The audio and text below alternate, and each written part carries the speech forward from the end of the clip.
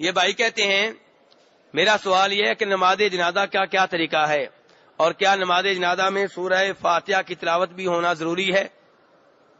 میرے بھائی، نبی صلی اللہ علیہ وسلم کے صحابی جناب عبداللہ ابن عباس رضی اللہ عنہما نے جنازہ پڑھایا اور جنازے میں سورہ فاتحہ پڑھی اور لوگوں کو بتایا کہ میں نے اونچی آواز سے پڑھی ہے تاکہ تم علم ہو جائے کہ جنازے میں سورہ فاتحہ پڑھنا آپ کی سنت ہے. جنازے میں سورہ فاتحہ پڑھنا سنت ہے، اور سنت کا لفظ صحابہ کرام جب بولتے ہیں تو نبی صلی اللہ علیہ وسلم کی سنت کے اوپر بولتے ہیں. تو یہ کس کتاب کی روایت ہے؟ بخاری شریف کی.